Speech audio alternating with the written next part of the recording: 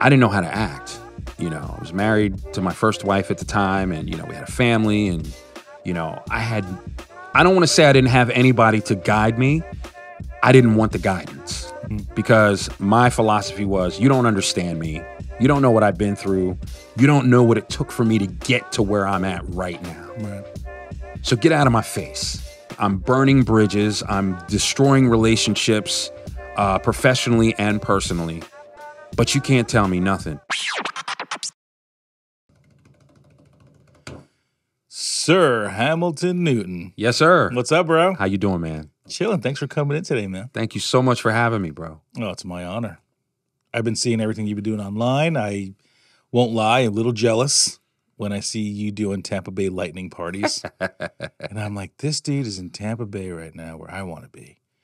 He is at the Lightning game where I want to be. And he's DJing and people are dancing. I'm like, what am I doing wrong? Don't forget Smash Mouth was performing too. Oh, sorry. Smash Mouth was performing. Yes. So that's when I was like, what am I doing wrong? I'm like, why am I building websites? I should be in freaking Tampa Bay. And that's where I want to retire, man. You'll do I'm it. going Tampa. I know I will. You're on your way, man. Manifesting, baby. I say it every day. That's it. I got 6 more years. See ya. I'll meet you down there. Good. Well, you'll probably be there already. Yeah. I will not confirm or deny. Yeah. So, dude, I love everything you're doing. I really like your voiceover work. Thanks, man. I really dig that. So it's one of those things where I don't know who friended who, but we became Facebook buddies, and I've been following your ride so far. And I was like, you know what? I got to get Sir Hamilton in here and just see what's up. What's your story? Like, where do you come from? What goes on?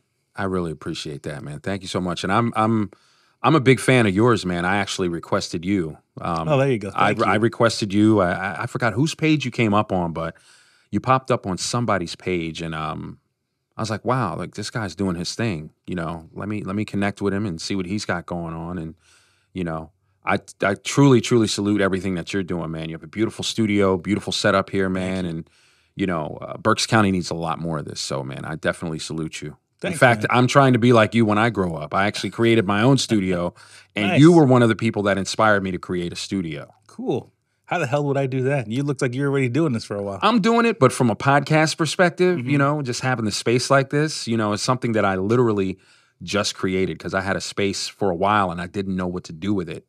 And I was just using it as an office and an address, for my DJ business, which is something else that I do as well. But I was never there because I work from home. You know what I mean? It's like, why do I need to drive from Wilmsdorf to over by Legends every day? Right. I don't need to do that. I'll just work at home. And then it hit me. Nice. This is what I'm going to do. So, spent a little money and invested in a couple microphones, a couple boards. I already have a few cameras and, started from the bottom. Now we're here. Yeah, man. It doesn't take much, man. Yeah, no. It doesn't take much to do this. And it's fun. Yeah. I doing definitely applaud you, man. Your beard looks dope. Thank you. Thank you. It was longer during the holidays. I was Santa Claus. You rocking that joint, Yeah. man. Now I had to cut it down. My wife was like, bro, are we good on this or what? Took it back, man. So, bro, you from here, man? Yeah, so born and raised in Reading, Pennsylvania, 6th Ward. I grew up on 3rd and Walnut. I went to Lowers Park Elementary. Shout out to Mr. Hudak. Those of you who went to Lowers Park know who Mr. Hudak is. But yeah, grew up in Reading. Went to Milton Hershey School in the 4th grade, stayed there till about the 9th grade, then came back to Reading and, ended up at Southwest Junior High and then Reading High School and graduated and, here I am. But yeah, I'm from Reading. Right on. That's awesome, man. So what'd you do post-high school? Post-high school, what did I do? Oh, boy. Well, you did say you had a history.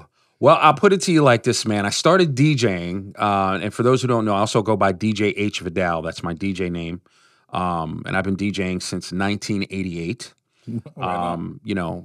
Carrying records, crates, the whole 9 yards, mixtapes, the whole 9 yards. And shout to my beloved grandmother who believed in me and bought me my first set of turntables as a young man. And that's where it all started, But I started as a DJ, and I DJ'd all through high school. I was probably one of the only high school kids that was, DJing the Reading High Proms while I was in high school, and this is with crates of records and, Yeah, dude. I remember that. amps and all that stuff like that. Yeah, my dad was one of those kind of DJs when I was young, so I had to have him carry all that jazz. Yeah. So you know how that went down. But yeah, when I got out of high school, I became a father at the age of 17. So when I was in high school, I think I was a junior. I don't remember. My daughter Jasmine was born, so I became a father early on. My mother was in and out of prison. Pretty much me and my brother's whole childhood. My brothers, I have two brothers on my mother's side. Shout to my man Science, and shout out to Phantom, also known as Bobby Newton the second. Um, we we had an interesting upbringing, and my mother was in and out of prison, and I really never had a relationship with my mother. My grandmother raised us, and to make a long story short, there were some. My mother had a pretty rough childhood as well, and there was drugs involved, and she was a heroin addict, and sadly, she succumbed to the AIDS virus in 1992, and that's when things just started going left for me. So I started dabbling in alcohol and partying and all that stuff. I call it the Bobby Brown tour. I think you said that on our phone call. Yes, I call that the Bobby Brown Rick James tour. I'm sorry. I'm sorry. I don't mean to laugh, but don't laugh, man. Laugh, laugh. It's a part of who I am, man. Right on. It's a part of who I am. Like, it's okay, man. But post high school, I DJ'd here and there, but I was that DJ that never talked. I was like, I don't need to talk. I talk with my hands. I cut, I scratch. I don't need to talk.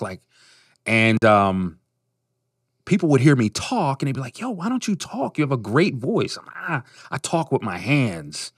And then, I started watching, DJs from around here, like Johnny V, who talks, who's always been a talker. Yeah. And Johnny V, big shout out to Johnny V. Johnny V was one of my influences as a DJ, and a lot of people don't know that. But I grew up studying him, how he talked on the mic, and he used to do college radio shows at Albright College. He was the first hip-hop radio show in Berks County at Albright College. And I used to listen to him, and I used to watch him like, I think I can do that. You know what I mean? So I would pick up little things that he would say, little phrases and stuff like that, and I would practice. And the next thing you know, now I'm talking on the mic while I'm DJing. Yeah. And people, they started hearing me talk. They're like, dude, you got a voice for radio. Yeah. I'm like, man, go ahead with that. You know what I mean? Even when you walked in, you're like, hey, nice to meet you. I'm like, wow, this dude's voice is just like, you were made for that, man. I appreciate it, man. I appreciate it. But yeah, man, just DJ'd post high school, and trying to figure out how to be a young father. Worked odd jobs here and there, and traveled, and did teenager stuff, and yeah. How hard was it being a dad at 17, bro? It was tough. Yeah. It was tough because I didn't know what I was doing. I just met my father 12 years ago. Wow. Excuse me. I just met my dad about 12. I met him, I think I was, how old was I? Yeah, it was about 12 years ago. And that was one of my mother's wishes, was for me to find my father before she passed away. She wrote Oprah Winfrey. She wrote all the talk shows, Montel. I almost said Montel Jordan. Montel Williams. I almost said Montel Jordan. This is how we... But, that was one of her wishes, man. And I could never find him. And then, thank goodness for social media, because I always knew his name.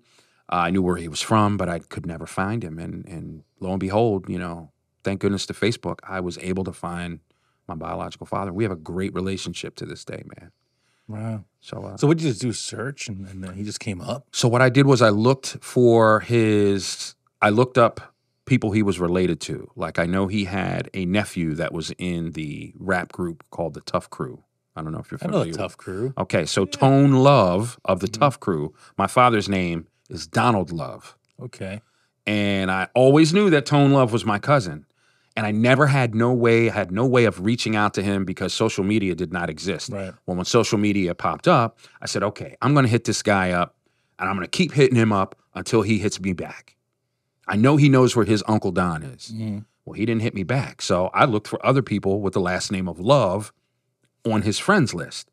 So I just started hitting them up. Hey, this is who I am. Sent him pictures of my dad when he was in the Army. And I'd say about 3 months went by, and then I woke up one day and I looked in my inbox, and my cousin Tia Love hit me up and was like, hey, cuz, your dad is in Atlanta. He's alive. He's well. He's healthy. Do you want his number? Of course. Wow. Yeah, gave me his number, and it all just took off from there. I met my siblings. I have siblings on my dad's side, and we all have relationships. And you know, I've been blessed with a stepmother. Shout out to Miss Gayla. And you know, I have brothers and sisters, and I've always wanted to have sisters. And I have sisters now. You know, and we all act alike. What was that meeting like? Like the first time, like, you know, I guess you went to ATL to meet your dad. Is that how it worked out? Yep. So I had a gig down in your beloved city of Tampa. This was 12 years ago. I was still doing my thing down there. I had a gig down there, and I connected with my dad. I said, "Hey, Pop, I'm going to be in Tampa. You know, I could fly up from Tampa to Atlanta." He paid for that ticket, which I was grateful for, and went to the airport and was at the Atlanta airport, and I'm sitting there waiting, and the car just pulls up real slow, and I could see his silhouette through the window, and he gets out the car. He's got his sunglasses on. He's got the leather hat on with the leather vest and the gold chains and the rings. Awesome. I'm like, look at this guy. That's awesome. You know, and as a kid, I've always had questions like, you know, I never understood, you know, why out of me and my two other brothers, why I had the biggest head. Like my other brothers don't have big head. Why is my head big? And I seen my pop. I said, that's why my head is big. I got my dad's head. That's awesome. But yeah, it was awesome, man. It was a great experience, man. Surreal.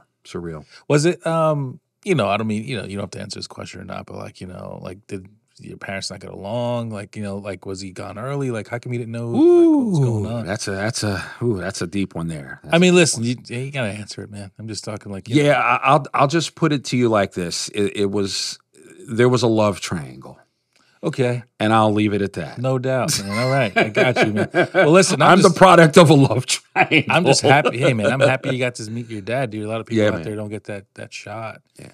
You know, so, all right. So did you end up going to college at all? You were just like, never went to high school. You just became a DJ right afterwards. And great. So what was some of your greatest accomplishments, you know, right after high school as far as DJing? School of hard knocks, man. No college, no school. Just watch the greats, study the greats. You know, DJs like Johnny V, Cool Monty, may you rest in peace. Jazzy Jeff, DJ Rand from Philadelphia, Gary O.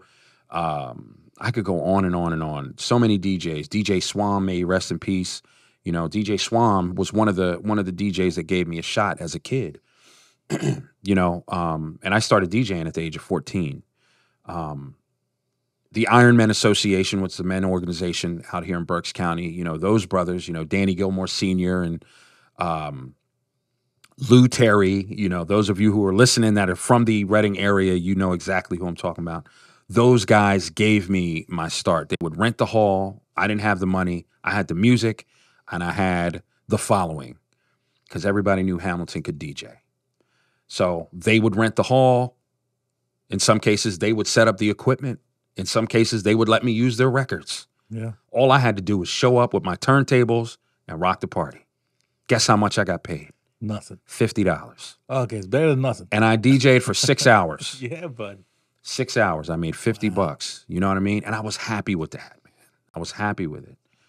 But yeah, you know, some of my biggest accomplishments that I'm proud of, you know, just being able to DJ in my hometown and make a name for myself, just to be self-made and watch and study the greats that I came up listening to on the radio and here locally. Another one of my accomplishments was I was one of, I'm not even going to say I was one of, I was the first DJ from Berks County on Power 99. Nice. I'm going to put it like that. Like I was the first one. That happened back in 1998. There you go. So yeah, that was one of my biggest accomplishments. That's something I always wanted to do. I wanted to be on the radio. I just wanted to be on the radio, but I never knew how to go about it. And unbeknownst to me, it was all about networking and politics and who do you know? So yeah, that was one of my greatest accomplishments. I tried to get a job on there full time. They wouldn't put me on for whatever reason. So I was like, you know what? I gotta get up out of here. You know, I gotta search around and look for something where somebody will take me in. And a brother who, by the name of Rory Sheriff, shout out to my man Rory, who we came up together, same neighborhood, and he got a radio station job down in Charleston, South Carolina. All right. He packed up, he moved down there, he got the radio station job, he hit me up, he was like, yo, we need a mix show DJ. What is a mix show DJ? For those of you listening, a mix show DJ is the guy who does the 5 o'clock traffic jam or the 12 o'clock whatever. That's what a mix show DJ is, who does that mix while you're sitting in traffic. And that was what I always wanted to do. So he's like, yo, send a tape down here to blah, blah, blah, blah, blah, blah, blah. Because that's what we did. We sent tapes. There wasn't no MP3s.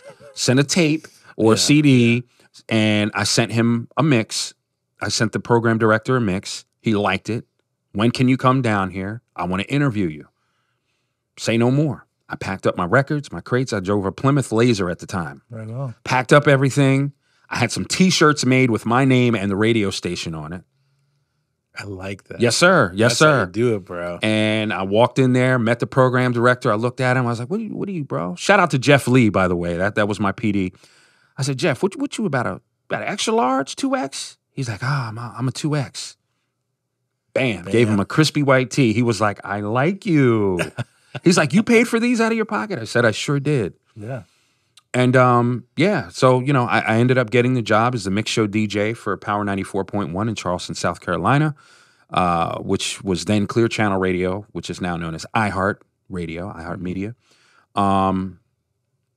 Ended up doing the 5 o'clock mix. Wasn't allowed to talk on the mic. All I did was mix, and that's it. How did I make up the rest of my money? I made up the rest of my money DJing gigs, DJing clubs.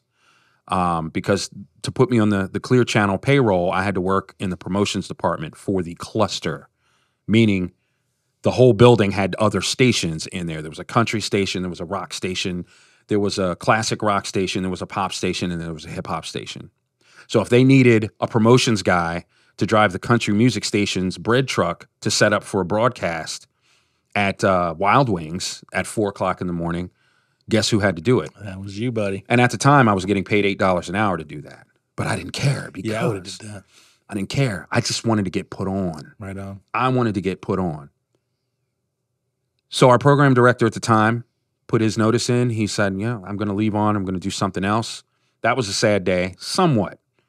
Why do I say somewhat? Because we ended up getting another program director that saw and heard something in me that I didn't know was there. See, because prior to this new program director coming in, I was not allowed to talk on the microphone on my mix show because he then gave me a Saturday mix show for 2 hours. Don't talk, don't crack the mic, and mind you, it was all pre-recorded. No talking, just play the station sweepers and mix. And that's what I did. As soon as I found out he was leaving, what do you think I did? I cracked the mic. I turned that mic on.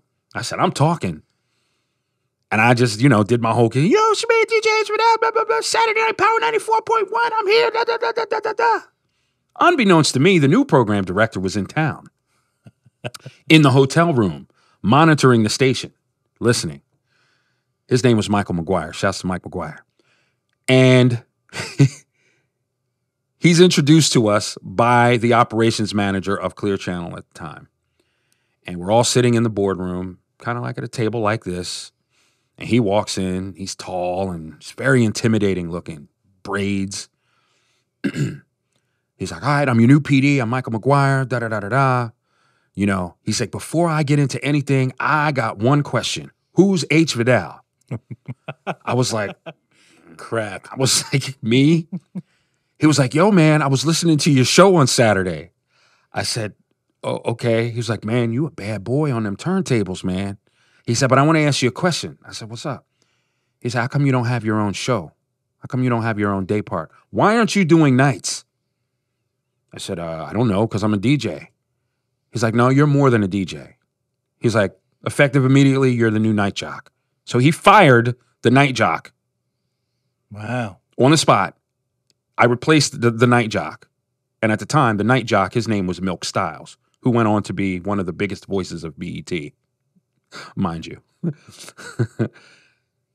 He put me in that slot. He's like, I'm going to show you how to run this board. I'm going to show you how to do talk breaks. I'm going to show you how to talk to the audience and not at the audience. He said, because it's different when you're in radio versus being in the club. You can be in the club and you can be the dude, you know, screaming, hollering, yeah, it's going down. Blah, blah, blah, blah. Every DJ says that, it's going down. What's going down? It's going down. Can we do away with it's going down in 2023? So that's how I was cracking the mic on the radio. Right. And, you know, he put me on, and then I start, you know, first couple breaks, I stumble, you know, it's man, it's going down. And as soon as that red light flashes in the studio, that's the hotline. You know, it's the program director calling. I'm like, oh boy, here we go. And I hit the button. Studio, what's up? And he cursed me out. Cursed me out. That ain't what I showed you. MF, I don't know if I can curse on here, but I'm not going to. You can curse. Okay, very good. He's like, motherfucker, what the fuck is wrong with you? That ain't what the fuck I showed you how to do. Stop screaming at me. Stop screaming at the listeners. And I listened, and I became a student. You see, because I learned that as long as I remain teachable, I will always continue to grow as long as I remain teachable, because I don't have everything figured out. And I thank guys like Rory Sheriff and Jeff Lee and especially Michael McGuire for giving me that shot, because had they not opened that little door for me, I would not be sitting here right now. And he showed me how to be a radio personality, not a screaming DJ talking about it's going down. And then what ended up happening was I was on that radio show for about a year and a half. The station flipped formats. Whoa. Basically what that means was it wasn't making no money. Right. They weren't feeling the station in Charleston, South Carolina. So they flipped formats. Now I'm out of a job. So I ended up going to the low budget station in the market, just to kind of keep myself out there. And mind you, there's a heritage hip hop station in Charleston, South Carolina as well. So I'm on this low budget station and I'm doing a break. Gentleman by the name of Stu Robinson is driving through Charleston, South Carolina on his way to pick up his little girl who lived in Charlotte. He hears me on the radio. He's coming from, guess where? Tampa, Florida. He's driving through. He hears me. He calls his frat brother by the name of Baby J, shout to Baby J, who was the morning show host for the station in Charleston called Z93, which is the heritage station. They're like the Power 99 of Charleston, South Carolina. They're not going anywhere. Yo, who's this guy, H. Vidal? Oh, that's my man. He's cool, da-da-da-da-da-da. And it's always important to stay cool with the competition. Yeah. You got to stay cool with your competition, because you never know. You never know when you're going to have to leave McDonald's and stop making Big Macs and start them flame broiled Whoppers. It could happen at any time. Exactly. So they made the connection. Stu reached out to me, send me an air check. I sent him an air check. They called me, can you come down and audition? Still had the same Plymouth Laser, loaded up my records, drove from Charleston to sunny Tampa, Florida. Never been to Florida in my life. Drove down there with zero sleep. Drove right to the station. No sleep. Was DJing a club the night before. I was supposed to audition the next day. The program director said, "You want to go on tonight?" Now I had a brief diva moment where I was about to say, "I didn't get any sleep and I'm sleepy and I've been driving 8 hours." And I was like, "No, let's go. Let's go. It's about to go down, right? Let's go." Had an intern show me the board or whatever. I stumbled on the first break because I didn't know how to work the board, but I crushed it. And I ended up getting a job at 95.7 The Beat in Tampa, Florida. That was back in 2003. How long were you in Tampa? I was in Tampa from 2003 until 2009. 6 years. Yeah. Nice. So you saw the cup. Yeah. They want to know 4. Sorry, I had to throw it in there. So yeah, I was down there for all of that, and it was a blessing. I made a name for myself down there and was able to maintain some relationships. I was on BET Rap City as soon as I got there. Got a call for BET Rap City and was able to, be on about 4 episodes of that, which was definitely a blessing. And yeah, man. So, cool. So why'd you leave Tampa in 2009? Ho-ho. Yeah, the good stuff. Right? Now, here's where it gets good. So I left Tampa in 2009. Leading up to that point, I was dipping and dabbing and drinking. And, when I went down there, I didn't know how to act. I was married to my first wife at the time, and, we had a family, and, I don't want to say I didn't have anybody to guide me. I didn't want the guidance because my philosophy was, you don't understand me. You don't know what I've been through. You don't know what it took for me to get to where I'm at right now. Right. So get out of my face. Okay. So I end up continuing to do radio. I get the number one ratings. I'm getting all these rating bonuses. I get me a van. I get it wrapped. It has my picture on it. It has rims on it. TVs in the head screen, all sponsored. I didn't pay a dime for it. Sweet. I'm making a name for myself down there. You can't tell me nothing. All the way to the point where I was doing magazine interviews and I was dissing my hometown of Reading, Pennsylvania. Really? Oh yeah. Yeah. I was on another level, man. I was on another level and was just drinking and drinking and drinking. And I didn't have a problem. I would tell people I don't have a problem because I only drink on the weekends. I only drink when I DJ. I don't wake up and drink. I don't hide alcohol. I don't do any of that stuff. So therefore, I don't have a problem. Mind you, I'm not coming home to my wife. I'm not being a faithful husband. I'm not being I'm not being a present father. Okay, I'm burning bridges. I'm destroying relationships, professionally and personally. But you can't tell me nothing. All the way to the point where I end up losing my job at 95.7 The Beat in Tampa because I was that much of an asshole. I was getting arrested for DUIs and fighting in a parking lot and all kinds of stuff. Yeah. Look it up, mugshot.com. You'll see me, Hamilton Newton. You'll see all the mugshots. Yeah. Okay, so wow. So that ended up happening. I lose my job at 95.7 The Beat. My wife at the time said, look, I can't do this anymore. You either pick this lifestyle or you pick your family. What do you think I picked? I picked the lifestyle. Cocky me. Well, if it wasn't for this lifestyle, you wouldn't have that truck and you wouldn't have this and you wouldn't have that and blah, blah, blah, blah, blah, blah, blah. She packed everything up, took my 3 kids and moved back here to Berks County. It was one of the worst days of my life. Next to my mother passing away, that was probably one of the worst days of my life, I'll never forget that day when I dropped him off at the airport. It was one of the hardest days. And then going back to an empty house. Horrible. I lost my job. I lost my family. What am I going to do? I'm going to collect unemployment and DJ in the clubs. That's what I'm going to do. So that's what I did. I collected unemployment and I DJ'd in the clubs. And then I got a phone call from Grammy Award-winning artist Bubba Sparks. Wow. H. Vidal, I need a DJ on the road. I heard you lost your job. You want to go? You want to go on the road? Well, hell yeah, I want to go on the road. Now, there was another radio station in Tampa. Well, there is another radio station in Tampa, but I couldn't apply for that station because I had to sit out a 6-month non-compete. So I was like, you know what? I'm going to gun for that job. I'm going to try to go to the other station. But in the meantime, I'm going to collect this unemployment and I'm going to go on the road with Bubba Sparks. Went on the road with Bubba Sparks and was having a great time. And that's when I got the bright idea that I wanted to try cocaine.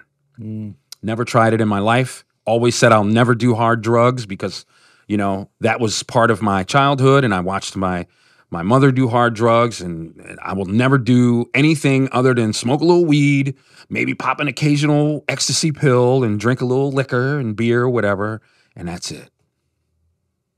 I tried the cocaine for the first time and I felt like I arrived. Where have you been all my life? This is the missing link right here. And that's when the fun began. That's when the Bobby Brown tour went to the next level. 6 months sat out. I get a call from the other station, Wild 94.1 from Orlando Davis. Big shout out to him.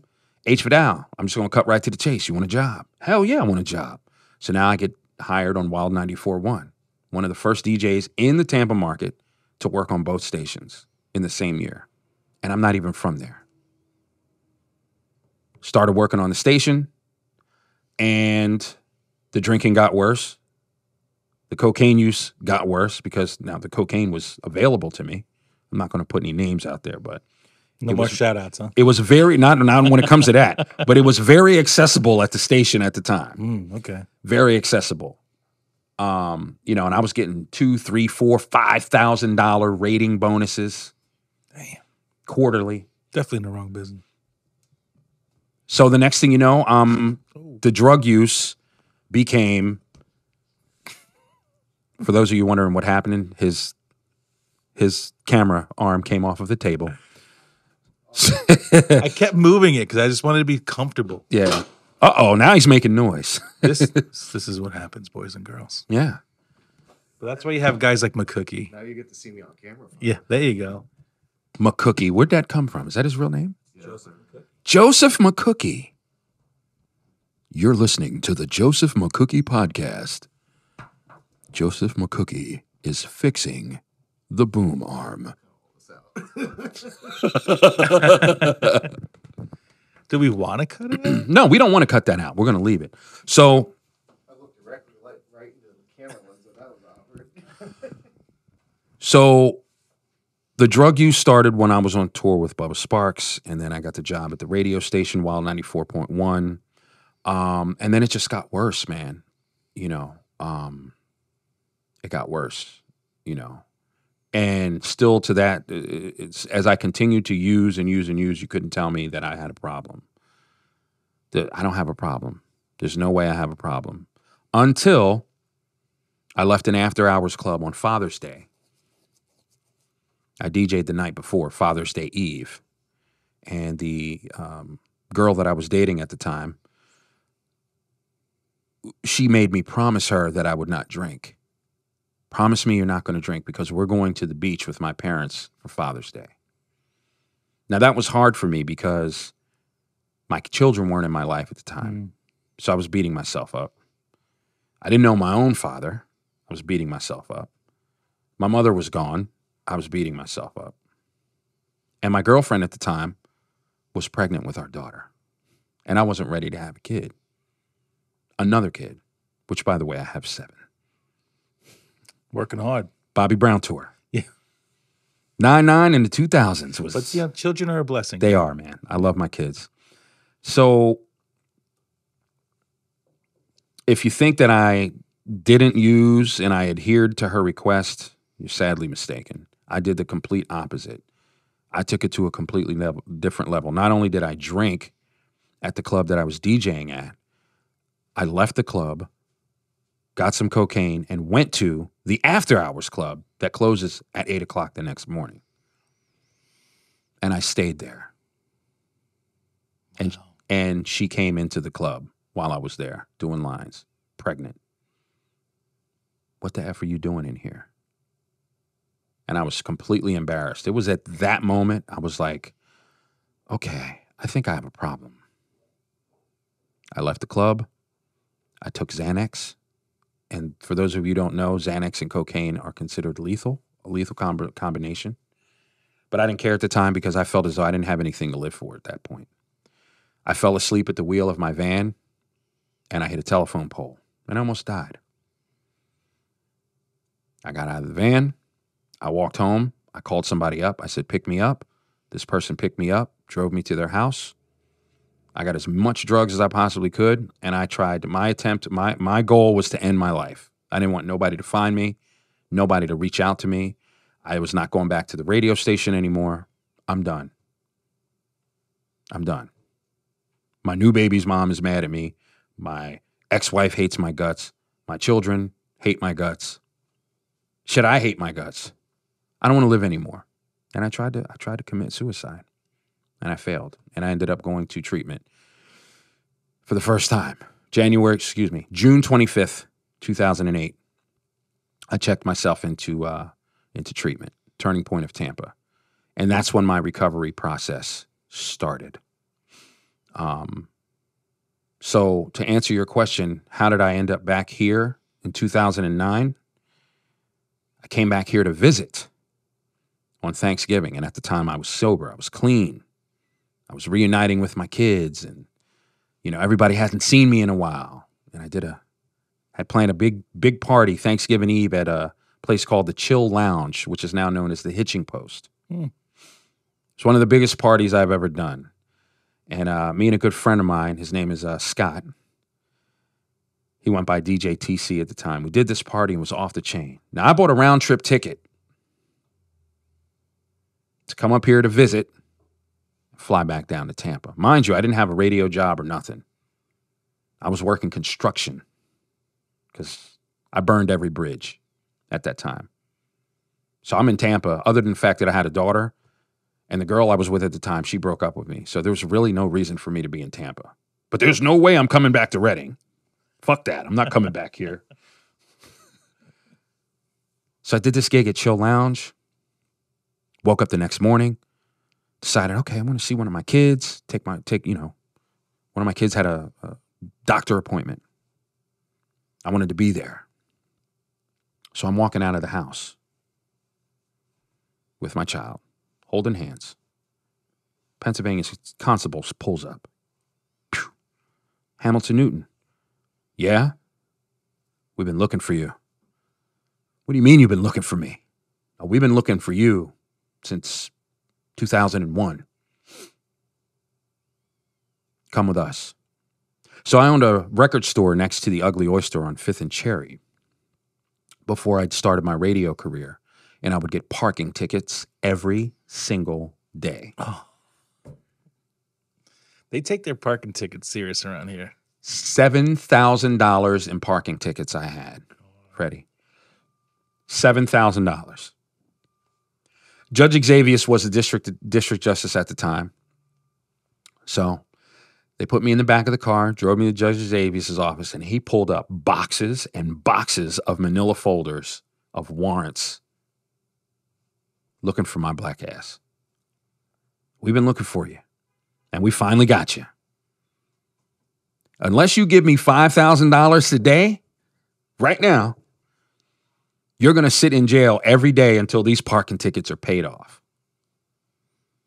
So to answer your question, how did I end up here since 2009? That's how. I sat in jail for 7 months, bro. That paid it off? Paid it off. 7 months. 7 months at Berks County Prison. Yep. So $1,000 a month. Yep. Yep. What's that like? Jail? Yeah. It's jail. But jail in Berks County. I don't know. It's a rough stop, man. Mm. It's a rough stop. It's worse now than it was back then. Way worse because they lock you down all day. Well, have you were never to jail before, right? Obviously, was this your only trip? No. There was some times after that too. Well, I'm talking about this one.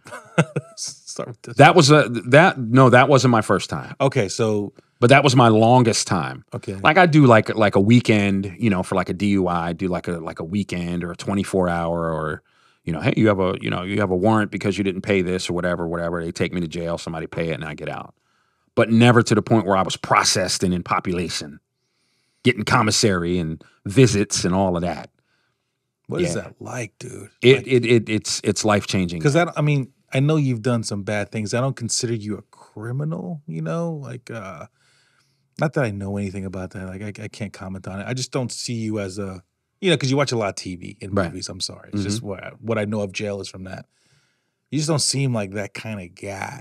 So like, what was that like, bro? You going in there, you're like, well, I'm in jail now and I'll be here for 7 months.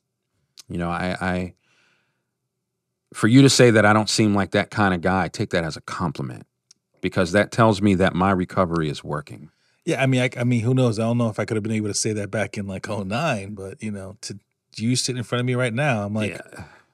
You don't seem like a guy, but it's the behaviors, man. A lot of it, for me, it's the behaviors, and I had some unaddressed issues that continued to address me. And it wasn't until I was ready to surrender that things would start to change. But jail was an eye opener. But you would think that moment would change things. You think that would be the game changer for me. Well, it was not. It was not. Well, so you went to jail 7 months, did the whole thing. No drugs and alcohol. Well, no drugs and alcohol? No, obviously no drugs and alcohol. Well, I don't know. Yeah. No drugs and alcohol, got out of jail, came out, and, that's when I met my father. I met my father shortly after that. And then my wife at the time, my first wife, we had split up. And I met my father and went down to see him for the second time, for a second visit. And my father's an Eagles fan, diehard Eagles fan. I'm a Cowboys fan. Oof. Easy. I'm neither. I'm just like, Okay. oof. I know the history there, though. So I was saying to myself, man, I want to drink a beer with my pops. Sure. I want to watch football and drink a beer with my pops. Like, I'm sober now and I feel like I was robbed of it. I just met my dad. Like, what boy doesn't want to have a drink with his dad? Mm-hmm. You know what I mean? So I went down to Atlanta and I said, Pop, I want to have a drink with you. And at the time he was drinking too. He's like, are you sure? He's a real high pitched voice. You sure you want to do that? Yeah, I want to do that. Like, I'll be all right. I'm good. We drinking, we have a good time, whatever. Fly back up here. 2 weeks later, I got my third DUI. Brother. Yeah. Third DUI.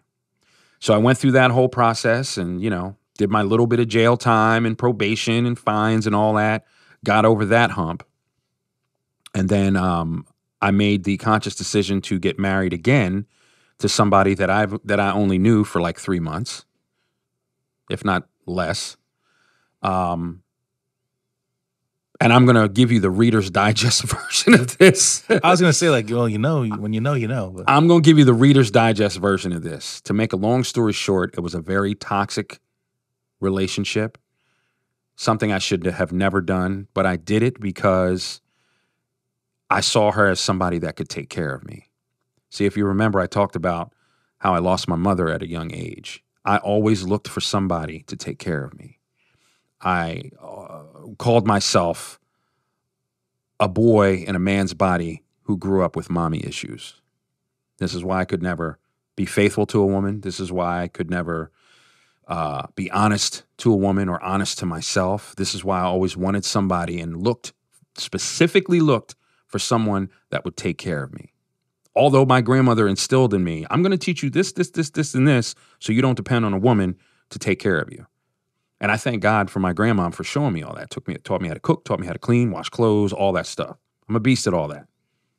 But when it comes to being a man, I was never taught that. Because I never had that motherly love that a son wants from his mom. I'm proud of you. Great job. Give me a hug. I never grew up with that.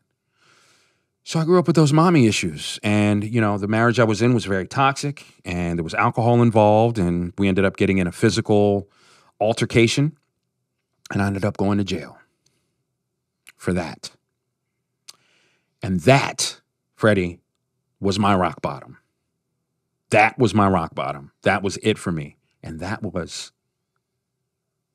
almost 9 years ago, September 27th, 2014. When I sat in that jail cell and nobody wanted anything to do with me. My grandmother didn't want anything to do with me. My kids, my oldest daughter, nobody wanted anything to do with me. Nobody would return my phone calls. Nobody was coming to visit me. Nobody was co-signing my bullshit anymore. They was like, yo, I'm done with you, man. I'm done with you. That was my rock bottom. And that is when I got on my knees and I surrendered and I asked for help. I asked for help.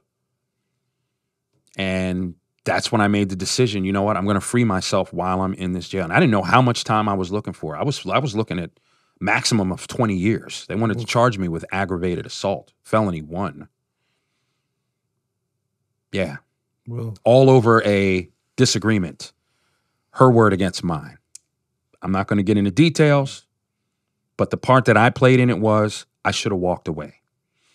we all should. I should have walked away and I should not have participated in that insanity. I should not have. But you know what? I'm grateful for it because it changed me and it grew me up. And that's when I made the decision. I'm going to do, when I get out of this jail cell, when I get out of here, I'm going to do whatever it takes to grow up and finally become a man. I'm going to ask for help. I'm going to reach out to another man and ask for help. I'm going to get involved in a recovery program, and I'm going to do whatever it takes to get better. And that's exactly what I did. I walked out of Berks County Prison. I did 2.5 months. I left there and went to Camp Joy. It's a program in Leesport owned by the YMCA. It's a halfway house recovery housing facility. And I stayed there. I didn't DJ. I didn't personal train. I didn't do any of that. I ended up getting a car wash job, making minimum wage at the age of 40. I said, no, I'm going to do whatever it takes. And my number one job was my recovery. That was my job. I'm not DJing. I'm not doing any of that. I'm going to do whatever it takes to get better. And that's what I did, and that's what I continue to do.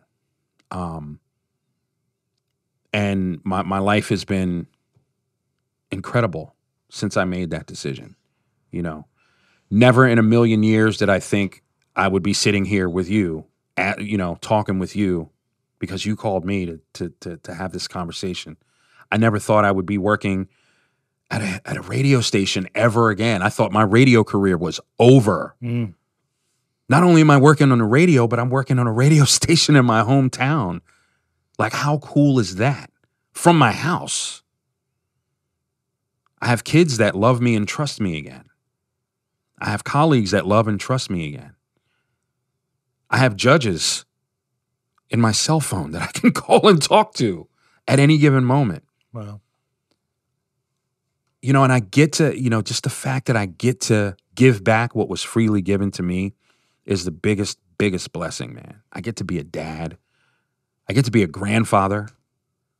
Got some grandkids coming. That's awesome. Yeah. Like it's been humbling, man. But yeah, that's my Reader's Digest version of Sir Hamilton. It's a wild ride, brother. Yeah, man. Whoa. Okay. So what's next? Yeah, you don't even know where to go. Because I'm like, I mean, it was a heavy story, interesting story. I mean, I'm like, whoa, man, you lived like 1,000 lives. Yeah. You know, that's some positive, some negative, but you know, there's sometimes things have to happen in your life so you get to that point where you get to where you really should be, what you really should be doing. I mean, shit, man, I commend you for even being able to sit across from me at this point. All the things you just told me, I'm like, whoa, like that's, but dude, like, fuck it. Good for you, man. Yeah. I mean, because a lot of people could have been, and as you said, you almost did, so I'm definitely just like, whoa. I really didn't know what to expect today. I thought I was going to just see more of the, DJ H. Vidal. No. And I'm like, man, my man is like, whoa, he lived, but I mean, I commend you for what you did, man. I commend you for coming back. I commend you for building what seems to be like a beautiful life. It looks like you have is she your wife now? Yes. Yeah. So yes. You have a beautiful wife. Yes. I see you guys always having a great time together, you know? How's the relationship with your kids, man? It's good, man. It's good. There's some areas, there's some areas that, that can be healed in some areas that I've, given to God. But for the most part, the relationship's great, man. Great relationship with my kids. And, with my marriage to Candace, I've inherited 3 other kids, awesome. So I have some bonus babies too. And so then you're 10 total? 10 total, man. Ooh, nice number, man. Yeah, like 10 total. 10 total. So I have great kids, man. I love my kids, and I love them. I'm grateful for each and every one of them, and I just love them, man. Man, I mean, that's beautiful. Yeah. I mean, I love it, dude. I love everything that you do, and I see that you're doing voiceover work. And yeah. I mean, I won't lie. Like, I was kind of like, man, I wish I could do that shit too. Well, here's what I'm going to tell you to kind of switch gears on that. Anybody can do voiceover. Okay. Voiceover is not about the voice. It's not about your voice. Okay. You can have the deepest voice in a world where men sit down and have a conversation. Anybody could be the movie trailer voice. Yeah. My voiceover coach, Donovan Cornitz, big shout out to him. He humbled me when we had our very first coaching session, and he said, voiceover is not about you. He said, you're a radio guy. Leave that radio shit with radio. Radio is about me. Voiceover is about the script. Okay? How do I bring that script to life? So I had to humble myself and be teachable once again and unlearn all this radio stuff. So that's why there's DJ H. Vidal and Sir Hamilton, right? Sir Hamilton is the voiceover guy. DJ H. Vidal is DJ H. Vidal. He's the radio guy. He's the DJ. He's the party rocker, the crowd motivator. But Sir Hamilton is the the voiceover guy who brings the script to life. And that's where I get to be more of myself. Right on. And that's what it's all about. Voiceover is about you being you. So Freddie, you could do it. I mean, you know, look at Ving Rhames. Arby's, we have the meats. That's Ving Rhames? That's Ving Rhames, man. It's like he's like making his voice even lower than it is. That's Ving. Wow. Yeah, that's Ving cool. Rhames. So anybody, you know, it's like acting. It's all it is. It is like acting. Yeah, for sure. you just bring that script to life. So, you know, I wouldn't rule it out. Why, you need a podcast intro? Man. Dude, listen, Sir Hamilton, DJ H. Vidal, thank you for coming in, man. Thanks for having me, brother. I've learned so much about you today. I mean, I'm going to have you back on. I feel like we have to have you back on so we can have a conversation about like something else. And what that is, I don't know. But I think you will have to evolve a lot about, you know, learning from your failures and picking yourself back up, you know, by the bootstraps, and that's never too late to do something else, you know. Mm-hmm. But man, I appreciate your time today. You know, I know you're a busy man, so, but I really just totally, I'm looking forward to the next time. Thanks, man. Now that I just bumbled all over myself, right, McCookie? That's okay. All right, man. I know it's me. I can't talk. You're just being yourself, man. That's it. You could do it, Fred. Voiceover coach. Coach. Yeah, see? Voiceover McCookie. Voiceover McCookie. Sir Hamilton, thank you, sir. I appreciate it. Thanks, brother. My pleasure. Hey, thanks for checking out this episode of Fred Talk. And I hope you totally dug what you just saw. And if you did, make sure you like and subscribe, because I need you to watch all my videos. Because, you know, YouTube, all those great things. Oh, and you can check us out online at fredtalk.tv.